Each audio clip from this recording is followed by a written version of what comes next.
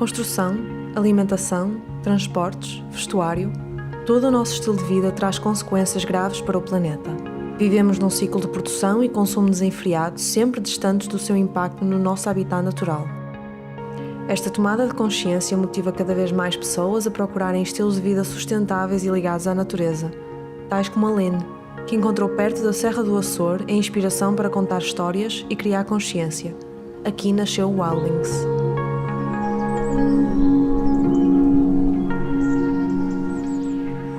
In January this year, we launched the project Wildlings with a group of local people who live here. So Rigo and Thiago, who I met through their film project Cansa Memorias de Fogo, and they filmed me just after the fire. And I was really happy that I met them because I wanted to portray the reality here about the people who actually live in the interior of Portugal. A lot of people who used to live in cities, but who decided that they leave that comfortable life and exchange it for one in nature where it's most needed at the moment. Within a month on Facebook, we reached a large following. We receive a ton of emails and messages from people in the cities who are willing and very interested in moving to the interior. The assumption or the statements from government and policymakers that young people don't want to live in rural areas, it's proven to be false. And there's a huge pool of highly educated, qualified people who do want to move there, who want to revive this region. I feel we should use that potential. However, it's not happening. There's a double agenda, which I haven't put my finger on completely, besides that profit is still prioritized over people and planet. A lot of people start to realize that we need to shift our energy from the capitalistic, consumer-driven society towards a new model, because we're about to hit a brick wall, as we see, and we live in a natural environment which follows circular principles. Nature has a flawless design and it follows cycles. And we humans have tried for centuries to put linear models into a circular system, and that's where it goes wrong. When you ask a toddler if a round box fits into a square hole, he will laugh at you. So the solution is very simple, but the difficult part is that all these linear systems that we're following are in every aspect of our lives. If we want to make them circular, and if we want to establish a harmonious way with our living environment, we have to look at every production and manufacturing process that we're applying currently. We have to look at the materials that we use. We have to look at our own habits and consumptive behavior. In your day-to-day life, you can make different choices. And this is how we demand change, and this is where our individual power lays. Where do you buy your food? What kind of food? Who are your suppliers? Very quickly it becomes a habit again. At the moment I'm busy with a lot of people here in Portugal as well as in Amsterdam and Germany to write the first Wildlings book. It describes a lot of the environmental issues that we are facing globally, but as well here in this region. And the other part of the book is a travel guide in this region, because there's a lot of hidden wild places that are beautiful, and we hope that with that book more people will go there and connect really with nature.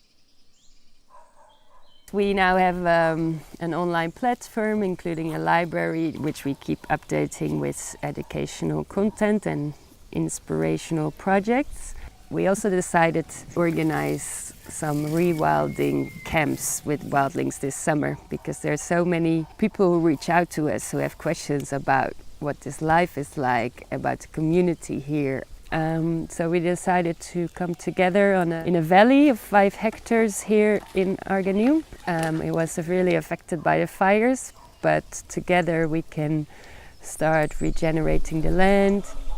We need to rewild our natural environment and increase biodiversity and plant native species in order to also restore the global water cycle, which is now very much disrupted.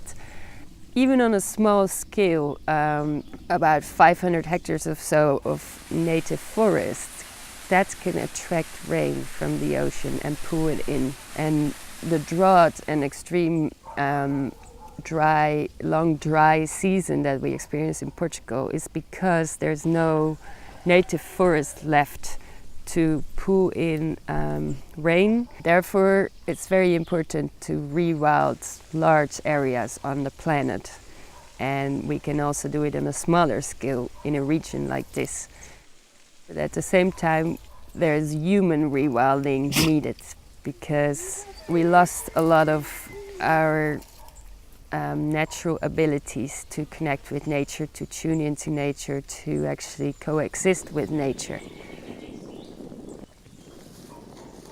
For example, what I would like to start here is a center for circular living, where we demonstrate and test all types of circular practices and techniques, whether it's for food production, whether it's for textile, whether it's for housing, for energy and fuel.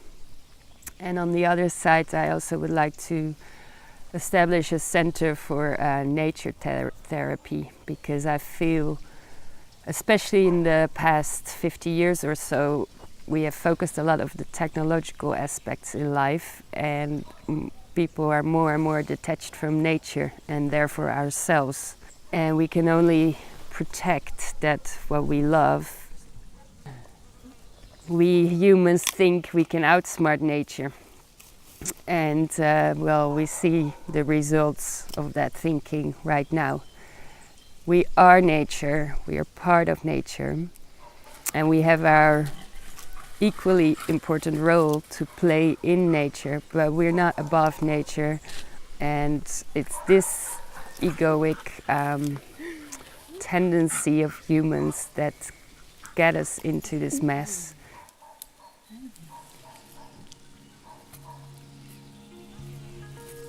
Nature is an amazing, intelligent being. So in the end, there's not much needed. She will guide you through it.